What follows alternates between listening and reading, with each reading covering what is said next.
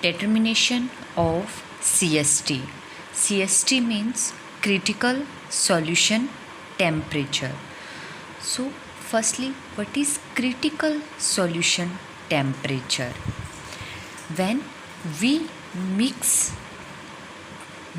two liquids with each other, then there are three possibilities. The two liquids may be completely miscible, may be practically immiscible, or may be partially miscible. When two liquids are combined, then if they are completely miscible, for example, जब हम water और ethyl alcohol को combine करते हैं तो दोनों एक दूसरे में कम्प्लीटली डिज़ोल्व हो जाते हैं। ऐसे सॉल्यूशन को बोलते हैं कम्प्लीटली मिसिबल। जब हम वाटर के अंदर मरकरी का एडिशन करते हैं तो वहाँ पे मरकरी और वाटर एक दूसरे में डिज़ोल्व नहीं होते हैं, तो प्रैक्टिकली और कम्प्लीटली इमिसिबल सॉल्यूशन बनता है।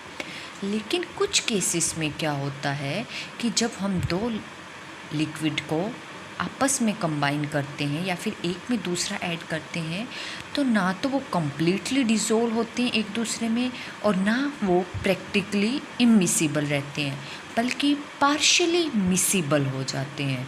For example, water and phenol.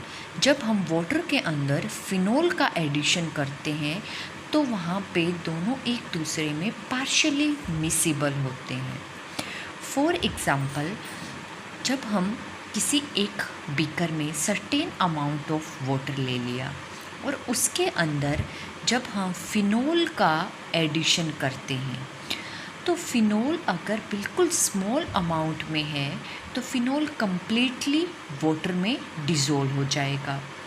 अगर हम एडिशन है वो कंटिन्यू करते जाएंगे तो एक सर्टेन टाइम ऐसा आएगा जब फिनोल है उसमें वाटर में डिज़ोल्व होना बंद हो जाएगा और उस केस में हमें दो डिस्टिंक्ट लेयर मिलेगी और उन दोनों डिस्टिंक्ट लेयर में एक लेयर है वो क्या होगी, saturated solution of water in phenol, and दूसरी लेयर है वो क्या होगी, saturated solution of phenol in water. इसका मतलब जब आपने वाटर में फ़िनोल का एडिशन किया तो बिल्कुल सर्टेन लिमिट तक तो फ़िनोल है वो वाटर में डिज़ोल्व हो गया। जब एडिशन है कंटिन्यू किया तो after a certain limit solubility है वो कम हो गई है, क्योंकि वाटर एंड फिनोल क्या है, पार्शियली मिसिबल है। पार्शियली मिसिबल है तो दो डिस्टिंक्ट लेयर ऑब्जर्व होगी और दोनों लेयर में मान लो एक फिनोल की लेयर है और एक वाटर की लेयर है। फिनोल की लेयर में जितना वाटर डिज़ोल्व हो सकता था वो हो गया और वाटर की लेयर में जितना फिनोल डिज़ोल्व हो सकता था वो हो गया। तो ये फिनोल जितना पॉसिबल मैक्सिमम अमाउंट डिज़ोल्व हो सकता था वाटर की लेयर में हो गया। तो ये लेयर है वो क्या होगी, एक लेयर है वो saturated solution of phenol in water and दूसरी लेयर है वो फिनोल की होगी, उसमें जितना पॉसिबल वाटर डिज़ोल्व हो सकता था उतना हो गया। तो दूसरी लेयर है वो क्या होगी, saturated solution of water in phenol. तो इस तरह से जब दो लेयर आपस में एक दूसरे की दो लेयर है वो सैचुरेटेड सॉल्यूशन की दो लेयर है और आपस में इक्विलिब्रियम में हो विद ईच अदर, तो ऐसे सॉल्यूशन को बोलते हैं कॉन्जुगेट सॉल्यूशंस।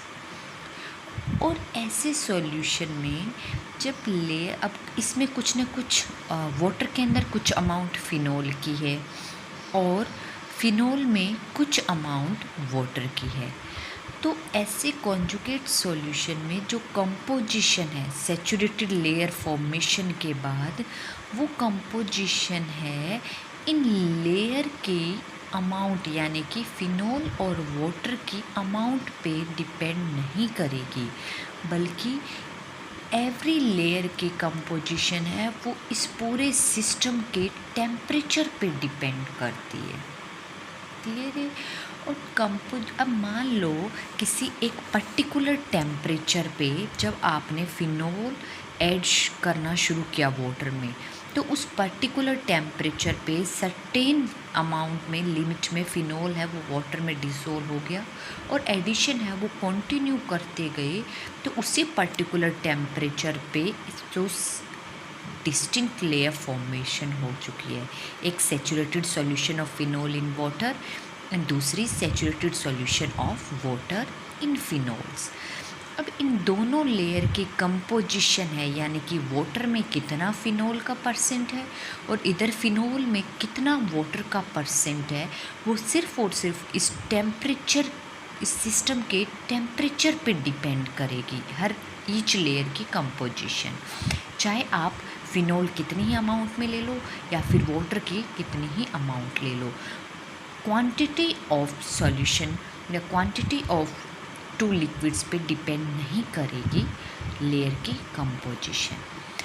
अब ये दोनों लेयर फॉर्मेशन होने के बाद उसी पर्टिकुलर टेम्परेचर पे अगर आप फर्दर एडिशन करते हो फिनोल या वाटर का, तो सैचुरेटेड लेयर बनने के बाद उस पर्टिकुलर टेम्परेचर पे जब फर्दर एडिशन करते हो फिनोल और वाटर का, तो वहाँ पे कंपोजिशन में चेंज नहीं आएगा। जस्ट क्या होगा, कॉरेस्पॉन्डिंग लेयर में इंक्रीमेंट आएगा। फॉर एग्ज़ाम्पल, मान लो आपने एडिशन किया है फिनोल का एडिशन करेंगे तो अब फिनोल जो है वो वाटर के अंदर तो डिसोल्व नहीं हो सकता क्योंकि ये तो सैचुरेटेड सॉल्यूशन बन चुका है।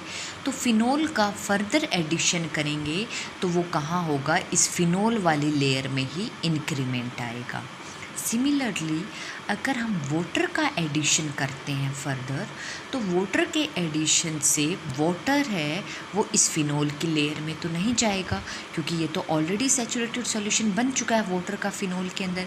तो फिनोल अब कहाँ जाएगा, जो फिनोल की लेयर है उसी में ही इंक्रीमेंट होगा। तो इसमें क्या होगा कि any further addition of small amount of any one of the component will only alter the relative quantity of two layers but not their composition. Clear है? Now when here we observe that composition of the two layer depends only on the temperature of the system. Temperature के साथ composition है वो एक interesting manner में very करती है। कुछ सिस्टम में तो जैसे जैसे टेम्परेचर इंक्रीज़ करते हो तो इन लेयर्स की आपस में म्यूचुअल सॉल्युबिलिटी है वो इंक्रीज़ होती है, बल्कि कुछ सिस्टम में जब आप टेम्परेचर इंक्रीज़ करते हो तो आपस में लेयर की म्यूचुअल सॉल्युबिलिटी है वो डिक्रीज़ करती है। और कुछ सिस्टम में टेम्परेचर इंक्रीज़ और डिक्रीज से म्यूचुअल सॉल्युबिलिटी में कोई इफ़ेक्ट ही नहीं आता है। तो इस तरह से टेम्परेचर की वेरिएशन कंपोजिशन के साथ किस तरह से वेरी करती है, उस बेस पे सिस्टम है वो 3 टाइप में डिवाइड किया गया है। अब firstly in our syllabus there is a water and phenol system. In water and phenol system में जैसे जैसे हम टेम्परेचर इंक्रीज़ करते हैं तो with increase in temperature the mutual solubility of two layers with each other is increase with increase in temperature। तो जैसे particular temperature पे सैचुरेटेड सॉल्यूशन बनता है और टेम्परेचर इंक्रीज़ या डिक्रीज़ करने से उनकी सॉल्युबिलिटी इंक्रीज़ हो जाती है, और सॉल्युबिलिटी इंक्रीज़ होने से एक सर्टेन टाइम पे जो दो इमिसिबल लेयर्स है वो आपस में कंप्लीटली मिसिबल हो जाती है विद ईच अदर। उस टेम्परेचर को हम बोलते हैं कि वो उस सिस्टम का, उस सॉल्यूशन का क्या है, critical solution temperature. At a certain temperature, two liquids completely miscible with each other in all proportions. This temperature is called critical solution temperature or consolute point. Clear है? यानी कि जिस टेम्परेचर पे दोनों लेयर एक दूसरे में कम्प्लीटली मिसिबल हो जाए, सैचुरेटेड सॉल्यूशंस की जो लेयर है, उस पॉइंट को बोलते हैं क्रिटिकल सॉल्यूशन टेम्परेचर। अब कुछ सिस्टम ऐसे होते हैं जहाँ पे टेम्परेचर इंक्रीज़ करने से आपस में लेयर है वो मिसिबल होगी, एक दूसरे में डिसोल्व होगी। तो जैसे जैसे टेम्परेचर इंक्रीज़ करोगे सॉल्युबिलिटी इंक्रीज़ होती जाएगी, और हाई टेम्परेचर पे लेयर है वो कम्प्लीटली मिसिबल हो जाएगी। तो उस टेम्परेचर को हम बोलेंगे वो क्या है, अपर क्रिटिकल सॉल्यूशन टेम्परेचर। और कुछ सिस्टम में जैसे जैसे टेम्परेचर डिक्रीज़ करते हैं तब आपका आपस में लेयर है वो कम्प्लीटली मिसिबल होती है। तो जैसे जैसे टेम्परेचर लोअर जाता जाएगा लेयर आपस में मिसिबल होती जाएगी, और at a certain temperature completely miscible हो जाएगी। तो उस सिस्टम का वो लेयर टेम्परेचर जिस पे कम्प्लीटली मिसिबल हो जाए उसे हम बोलेंगे लोअर क्रिटिकल सॉल्यूशन टेम्परेचर। और ऐसा सिस्टम का एग्जांपल है जैसे अगर वाटर एंड ट्राई इथाइल अमीन का सिस्टम लेके चलते हैं। इन दोनों के अलावा एक थर्ड टाइप का सिस्टम भी होता है। उस थर्ड टाइप का सिस्टम है, उस सिस्टम में क्या होता है, they have both lower critical solution temperature and upper critical solution temperature. It means कुछ सिस्टम ऐसे होते हैं जहाँ टेम्परेचर इंक्रीज़ करने से भी कम्प्लीटली मिसिबल हो जाती है, और एक सर्टेन लिमिट से टेम्परेचर डिक्रीज़ करने पर भी आपस में लेयर है वो कम्प्लीटली मिसिबल हो जाती है। तो ऐसे सॉल्यूशन को हम कहते हैं कि उनके पास क्या होता है, अपर क्रिटिकल सॉल्यूशन टेम्परेचर भी है और लोअर क्रिटिकल सॉल्यूशन टेम्परेचर भी होता है। तो ऐसा थर्ड टाइप का सिस्टम का एग्जांपल होता है water and nicotine system. Clear है? इन तीन सिस्टम के अलावा एक फोर्थ सिस्टम भी होता है। उस सिस्टम में क्या होता है कि आप जैसे जैसे टेम्परेचर चेंज करते हो तो आपस में लेयर की सॉल्युबिलिटी पे कोई इफ़ेक्ट नहीं आता है। इट मीन्स ऐसा system neither have upper critical solution temperature nor having lower critical solution temperature। तो ऐसे सिस्टम को बोलते हैं इनकम्प्लीट सिस्टम। क्लियर है? नाउ अब फॉर एग्जांपल हमारे सिलेबस में है just water and phenol system. तो वाटर एंड फिनोल सिस्टम है वो किस तरह का सिस्टम है, पार्शियली मिसिबल है, और इन दोनों सिस्टम में जैसे जैसे टेम्परेचर इंक्रीज़ करते हैं तो आपस में जो लेयर की म्यूचुअल सॉल्युबिलिटी है वो इंक्रीज़ होती जाएगी।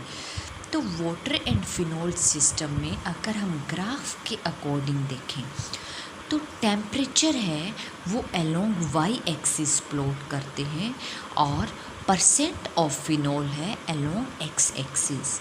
हम अलग अलग परसेंट फिनोल का वाटर के अंदर सॉल्यूशन प्रिपेयर करेंगे। तो सबसे पहले ग्राफ ए सी क्या दिखाता है, सबसे पहले हमने फिनोल ले लिया, वाटर ले लिया, और वाटर के अंदर फिनोल का एडिशन कर रहे हैं।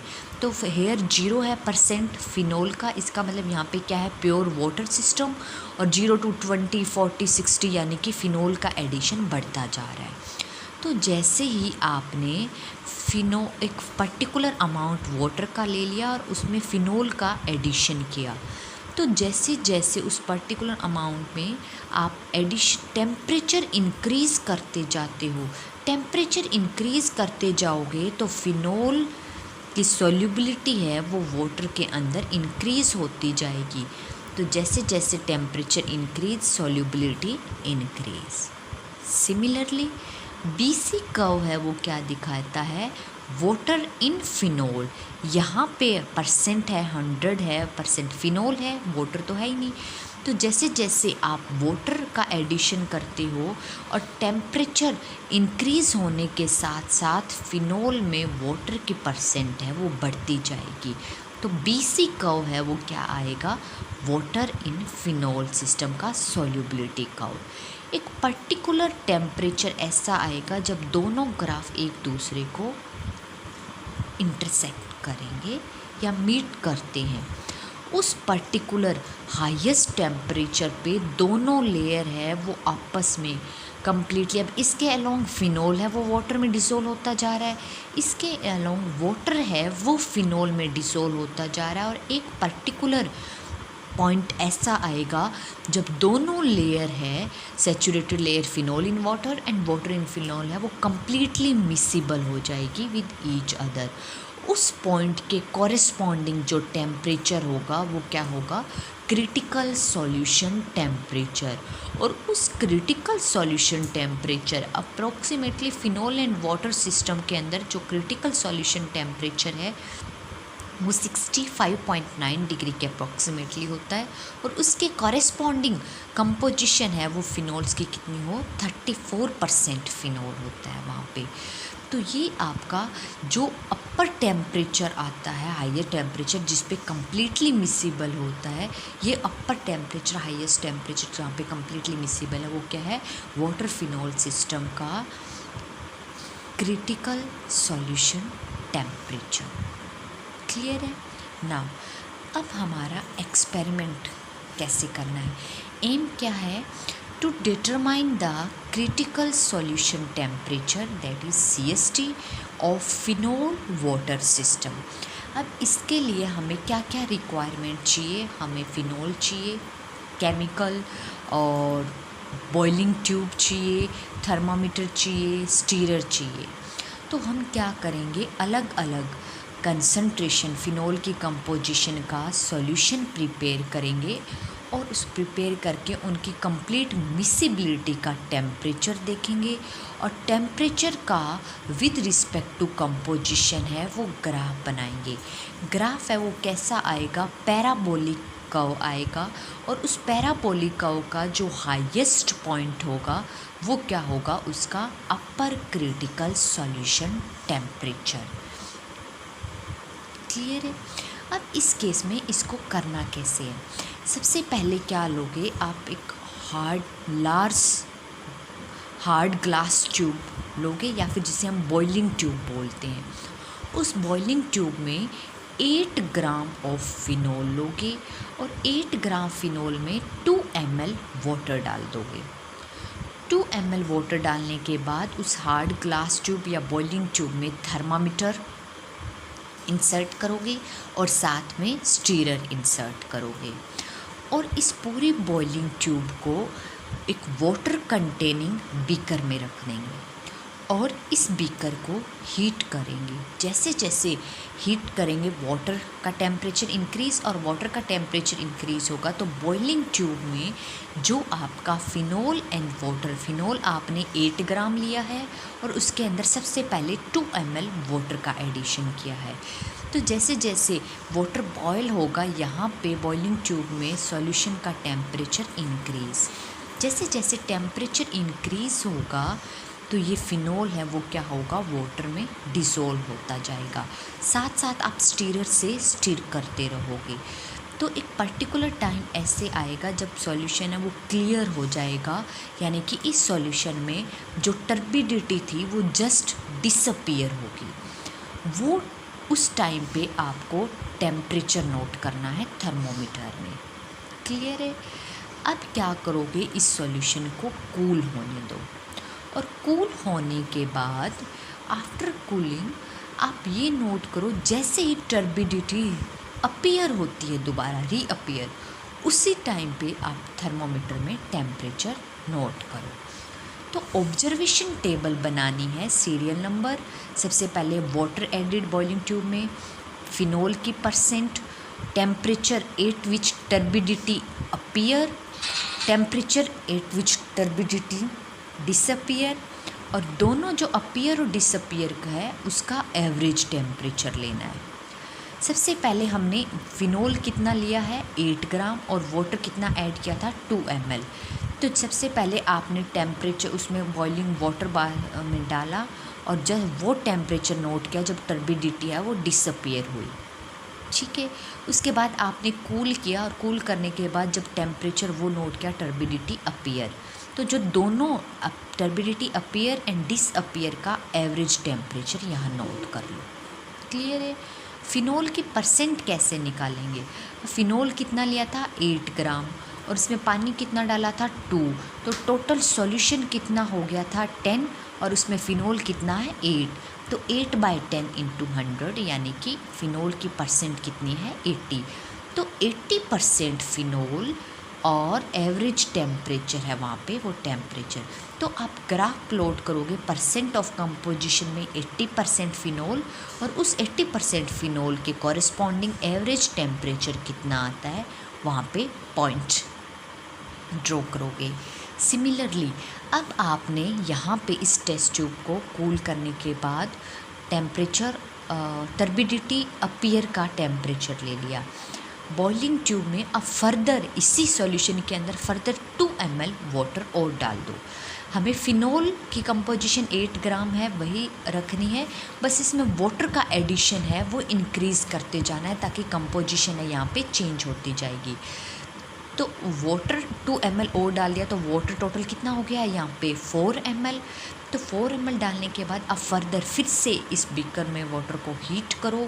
हीट करने पे यहाँ पे आप वो टेम्परेचर नोट करो जब सॉल्यूशन क्लियर होगा यानी कि टर्बिडिटी डिसअपीयर होगी, वो टेम्परेचर नोट करो। उसके बाद फिर सॉल्यूशन को कूल करो। कूल करने के बाद आप वो टेम्परेचर नोट करो जब टर्बिडिटी जस्ट अपीयर हो रही हो। फिर से दोनों टेम्परेचर का एवरेज ले लो। अब यहाँ पे फ़िनोल की परसेंट कितनी आ जाएगी? फ़िनोल कितना है 8 और टोटल सॉल्यूशन कितना हो गया 8 फ़िनोल और 4 वाटर 12 × 100। क्लियर है।